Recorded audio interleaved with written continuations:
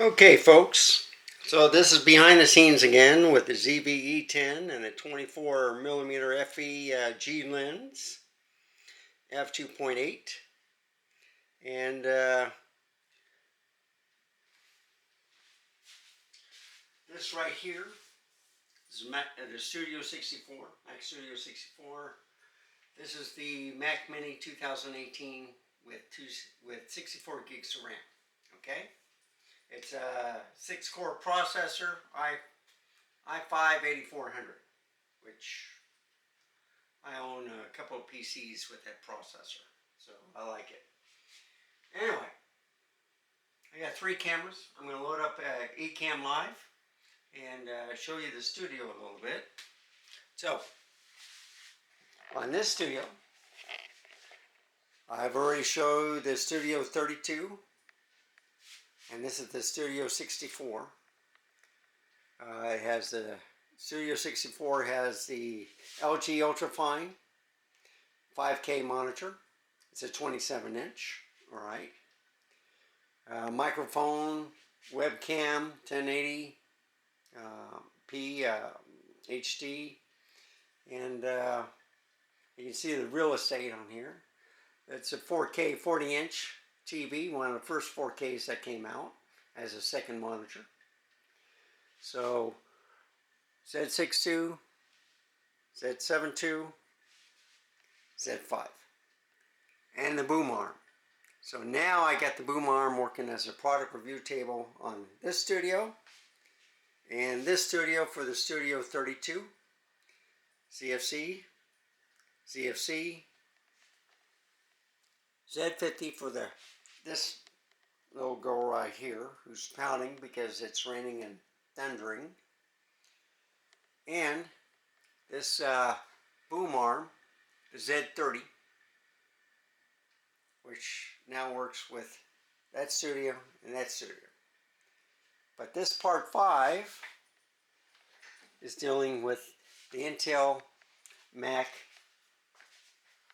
Mini, pre to the M1 Max, or M1 Mac Mini, I should say, which blows this out of the water. But back in the day, this was still a great computer. I got 3 cameras hooked up to it. The Sony a6100. How do you like my colored rocks? You know, for a lighting system. Stereo.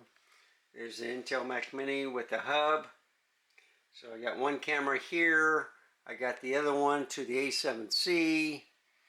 And then the third one is the ZV-1 Mark II, which is hooked up to this hub, which I have kind of like the USB Nano hooked up to. So I like the K750 keyboards. They're solar, and I got 2 of those. Instead of buying the Apple keyboard, I've had these, so they work fine. And anyway, this is for the Mac Mini. That one's for the Mac Studio. There's a nano mic that I use for this studio. I use this nano mic for the Intel Mac Mini. And I use that XLR boom Roadcast mic, podcast mic, for the Studio 32 with the built-in capture card of and the headphones connected to it for the 4K. So neat operation. There's my modem and Wi-Fi 6. There's Shakira. There's some lambs. There's Wanda. Oh, isn't she adorable? She's pouting. She doesn't like the thundering. The lightning struck real close to the house, and she's been shaking ever since. So I've owned her for about maybe 2 or 3 years, and this is the first time she's shaking. So anyway, let's get back to this system right here. So I'm going to boot it up. And I got the icons to the left, so I just go to Ecamm Live. And there you go. So, as you can see, cameras are always Apple has done something to the USB ports, so I have to do this number, okay? So let's bring this back to 0. And,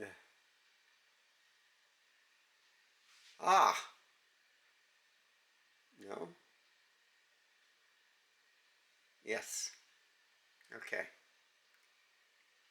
That's a ZV-1, okay, Mark II, all right.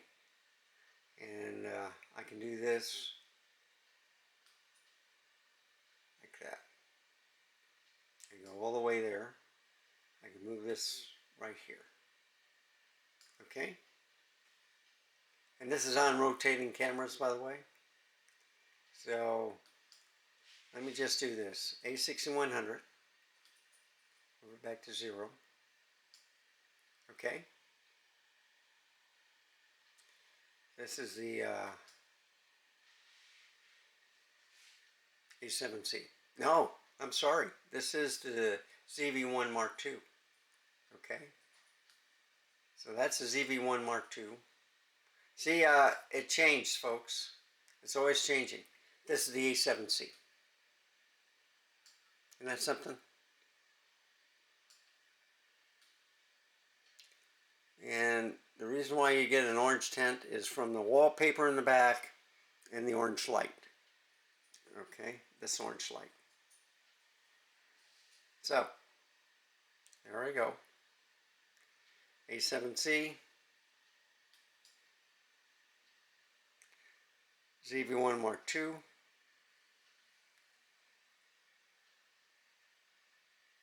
don't know if, yeah, there you go. There's the camera. Right underneath the monitor, okay? And then, of course, the A6100. Yeah, that one right there. And I can zoom up. This is real slow action, by the way. And of course, Z62, but then that's the A7C. So this is called my Sony Studio. The reason why is there's the ZV-1 Mark II, A7C, A6100, and I'm doing this on the ZV-E10. Okay? So I'm going to kill this video right here.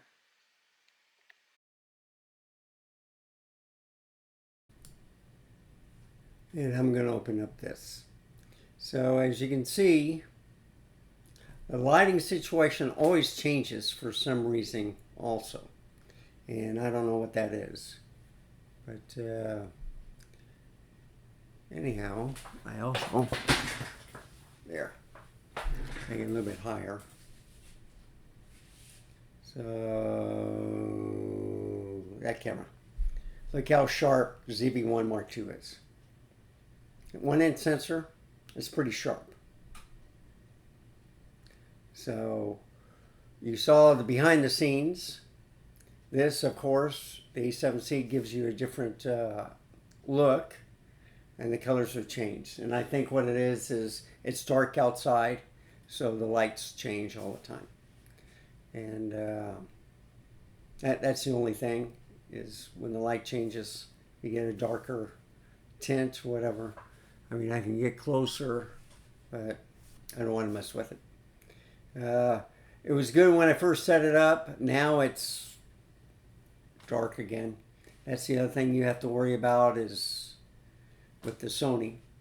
So the ZV-1 Mark II is a champ. For $900 you get everything in a little bitty powerhouse. No overheating, but you can press the wrong buttons all the time with a small camera.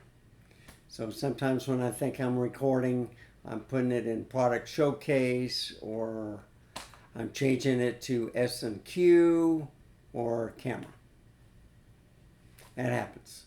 That's one of the reasons why I gave up the Canon R50, is because I love the camera, just too small.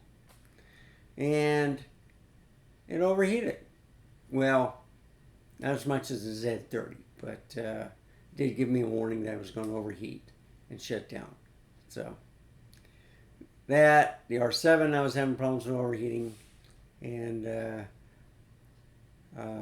R6 definitely was overheating, and I was just having on USB. Well, I just have it on a dummy battery, but still didn't work. So I got the R6 Mark II. Been happy with it ever since. So if I do get another camera, I'm taking a look at the R5 Mark II. I'm looking at the Z8, and I'm also looking at I was looking at the 6700.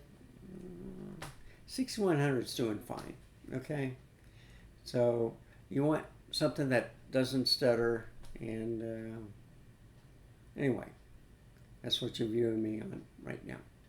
So thank you for watching, and remember, you give me a like, subscribe. Any questions or comments, put it down in the comment section below.